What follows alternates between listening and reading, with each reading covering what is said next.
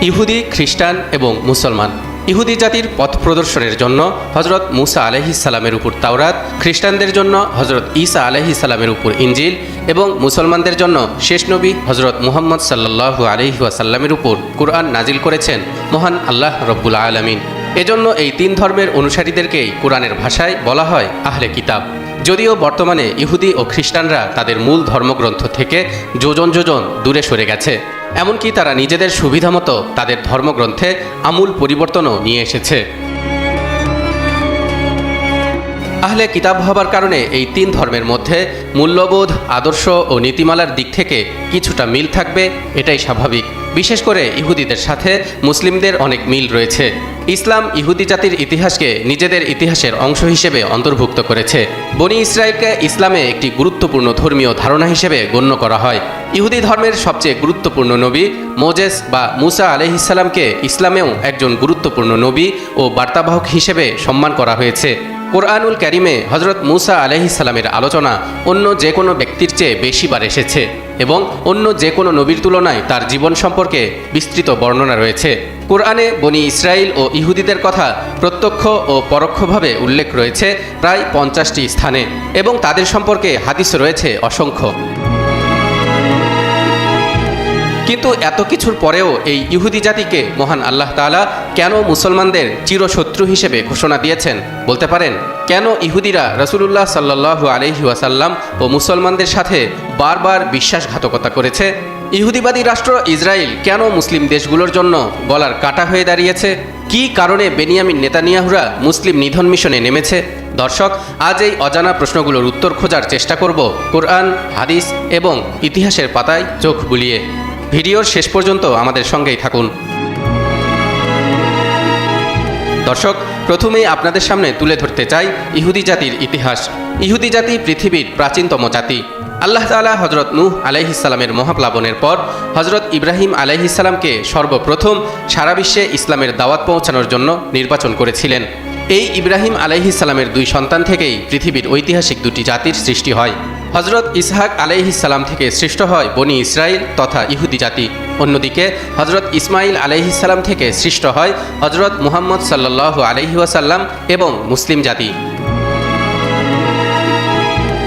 হজরত ইসহাক আলাইহিসসালামের ছেলের নাম ছিল ইয়াকুব আলাইহিসসালাম। হিব্রু ভাষায় তার উপাধি ছিল ইসরাইল, যার অর্থ আল্লাহর বান্দা। এ কারণে তার সন্তানদেরকে বলা হয় বনি ইসরাইল বা ইসরাইলের সন্তান। পরবর্তীতে এরাই ইহুদি জাতি নামে পরিচিতি পায়। এ জাতির হেদায়েতের জন্য আল্লাহ তাআলা হজরত মুসা আলাইহিসসালামকে তাওরাত দিয়ে পাঠিয়েছিলেন। অথচ অবাক করার মতো বিষয় হলো, ইহুদি নামটি মুসা আলাইহিসসালামের মৃত্যুর অনেক পর এসেছিল। কাজেই একথা কোনোভাবেই বলার সুযোগ নেই যে ইহুদি ধর্ম হজরত ইব্রাহিম বা মুসা আলাইহিসসালামের প্রবর্তিত, কারণ তারা দুজন সহ সকল নবী ইসলামের অনুসারী ছিলেন। ইব্রাহিম আলাইহিসসালাম সম্পর্কে আল্লাহ তাআলা বলেন, মা কানা ইব্রাহিমু ইয়াহুদিয়্যান ওয়ালা নাসরানিয়্যান ওয়ালাকিন কানা হানিফাম মুসলিমা ওয়া মা কানা মিনাল মুশরিকিন। ইব্রাহিম ইহুদিও ছিলেন না, নাসারাও ছিলেন না, বরং তিনি ছিলেন একনিষ্ঠ মুসলিম, আর তিনি মুশরিকদেরও অন্তর্ভুক্ত ছিলেন না। তেমনিভাবে হজরত মুসা আলাইহিসসালাম সম্পর্কে আল্লাহ বলেন, وقال موسى يا قوم إن كنتم آمنتم بالله فعليه توكلوا إن كنتم মুসলিমিন। মুসা বলল, হে আমার কওম, তোমরা যদি আল্লাহর প্রতি ঈমান এনে থাকো তাহলে কেবলমাত্র তারই উপর ভরসা করো, যদি তোমরা মুসলিম হয়ে থাকো। কাজেই একসময় মুসলমানদের মতো ইহুদিরাও তাওহীদপন্থী ও এক আল্লাহতে বিশ্বাসী ছিল। কিন্তু তাওরাত ধ্বংস হয়ে যাওয়ার পর হজরত উজাইর আলাইহিসসালাম তার লোকদের কাছ থেকে শুনে শুনে পুনরায় লিপিবদ্ধ করায় ইহুদিরা তাকে আল্লাহর সন্তান বলে অভিহিত করে এবং শিরকে লিপ্ত হয়। এমনকি তাদের বিশ্বাস ইব্রাহিম আলাইহিসসালাম ইসমাইল আলাইহিসসালামকে নয়, বরং ইসহাক আলাইহিসসালামকেই কুরবানি করার জন্য আদিষ্ট হয়েছিলেন। এদিকে অন্যান্য সকল আসমানি কিতাবের ন্যায় ইহুদিদের ধর্মগ্রন্থ তাওরাতেও শেষ নবী হজরত মুহাম্মদ সাল্লাল্লাহু আলাইহি ওয়াসাল্লামের আগমনের সুসংবাদ উল্লেখ ছিল। সে অনুযায়ী ইহুদিদের কর্তব্য ছিল হজরত মুহাম্মদ সাল্লাল্লাহু আলাইহি ওয়াসাল্লামের অনুসরণ করে মুসলিম হয়ে যাওয়া। কিন্তু তারা মুসলমান তো হয়নি, বরং ইসলাম ও শেষ নবীর বিরুদ্ধে হিংসা ও ক্রোধে জ্বলে পুড়ে মরতে থাকে। মহান আল্লাহ বলেন, وَلَمَّا جَاءَهُمْ كِتَابٌ مِّنْ عِندِ اللَّهِ مُصَدِّقٌ لِّمَا مَعَهُمْ وَكَانُوا مِن قَبْلُ يَسْتَفْتِحُونَ عَلَى الَّذِينَ كَفَرُوا فَلَمَّا جَاءَهُم مَّا عَرَفُوا كَفَرُوا بِهِ فَلَعْنَةُ اللَّهِ عَلَى الْكَافِرِينَ। আর যখন একখানা কিতাব আল্লাহর পক্ষ থেকে তাদের নিকট এলো, যে কিতাব পূর্ব থেকে তাদের নিকট যা আছে তারই সত্যতা সাক্ষ্য দেয়, এবং এ কিতাবের আগমনের পূর্বে তারা কাফিরদের মোকাবেলায় যার দ্বারা বিজয় ও সাহায্য প্রার্থনা করত, এতদসত্ত্বেও সে জিনিস যখন তাদের সামনে এসে গেল এবং তাকে তারা চিনতেও পারল, তথাপি তাকে মেনে নিতে অস্বীকার করল। ইহুদিদের ধারণা ছিল তাদের কওম বনি ইসরাইলে শেষ নবীর আগমন ঘটবে, তাই তারা কিছুতেই মক্কার ইব্রাহিম আলাইহিস সালামের বংশের ইসমাইলি ধারার কুরাইশ বংশে আখিরি নবী হজরত মুহাম্মদ সাল্লাল্লাহু আলাইহি ওয়াসাল্লামের আগমন সহ্য করতে পারেনি। নবী করিম সাল্লাল্লাহু আলাইহি ওয়াসাল্লামের জন্মের দিন থেকেই শুরু হয় ইহুদিদের ষড়যন্ত্র। মদিনায় নবীজি হজরত মুহাম্মদ সাল্লাল্লাহু আলাইহি ওয়াসাল্লাম যখন হিজরত করেন, তখন তিনি সেখানকার 3টি ইহুদি গোত্রের সঙ্গে শান্তি চুক্তি করেন। কিন্তু তারা কি করল? বনু কাইনুকা মুসলিম নারীকে অপমান করে যুদ্ধ বাধায়। বনু নাজির নবীজিকে হত্যার চেষ্টা করে গোপনে। বনু কুরাইজা খন্দকের যুদ্ধে যখন মুসলমানরা চরম সংকটে, তখন তারা পেছন থেকে আক্রমণের পরিকল্পনা করে। এই 3টি গোত্রই চুক্তি ভঙ্গ করে এবং নবী সাল্লাল্লাহু আলাইহি ওয়াসাল্লামের সাথে একাধিকবার বিশ্বাসঘাতকতা করে। এ কারণেই মহান আল্লাহ তাআলা সূরা মাঈদার 82 নম্বর আয়াতে ইরশাদ করেন, لَتَجِدَنَّ أَشَدَّ النَّاسِ عَدَاوَةً لِلَّذِينَ آمَنُوا الْيَهُودَ وَالَّذِينَ أَشْرَكُوا وَلَتَجِدَنَّ أَقْرَبَهُم مَّوَدَّةً لِلَّذِينَ آمَنُوا الَّذِينَ قَالُوا إِنَّا نَصَارَى ذلك بأن منهم قسيسين ورهبانا وأنهم لا يستكبرون।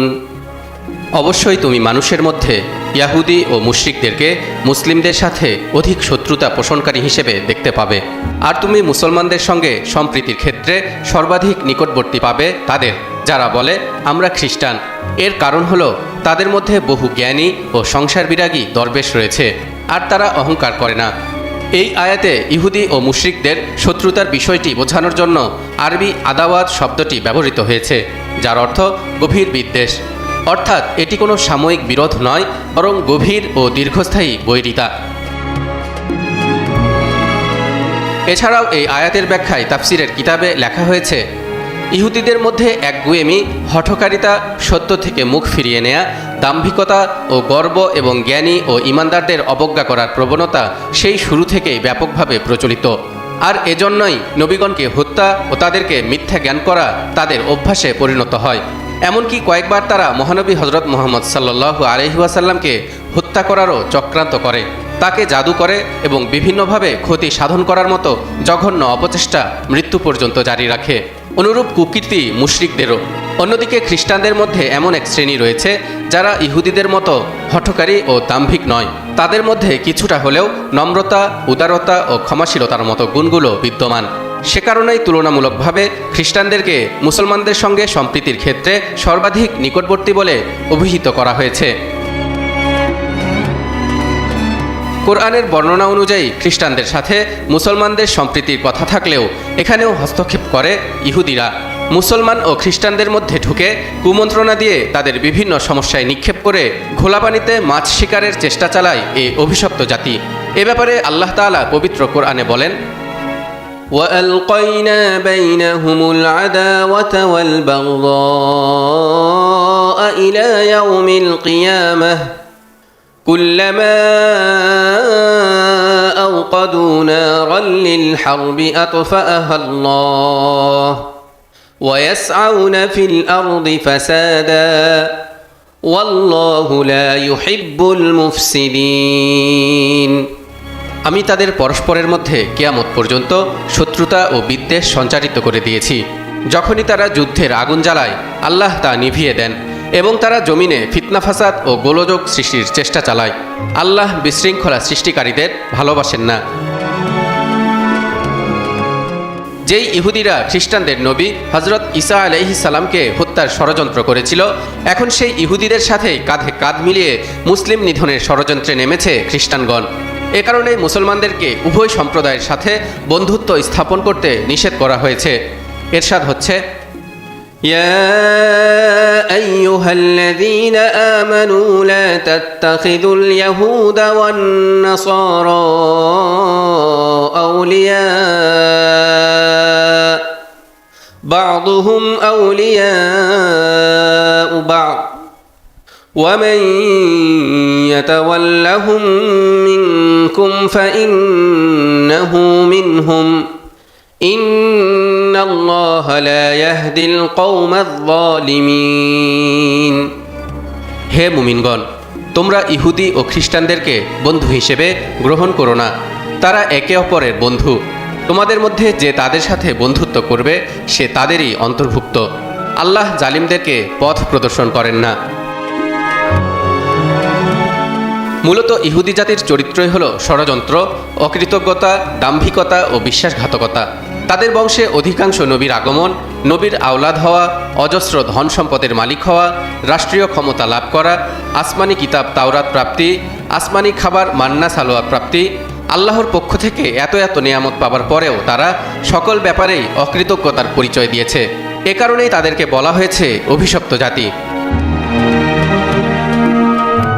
অভিশপ্ত এ জাতির পতনের ব্যাপারে হাদিসে স্পষ্টভাবে বলা হয়েছে, কিয়ামত ততক্ষণ পর্যন্ত সংঘটিত হবে না যতক্ষণ পর্যন্ত মুসলমানরা ইহুদিদের বিরুদ্ধে যুদ্ধে জড়াবে এবং চূড়ান্ত জয়লাভ করবে।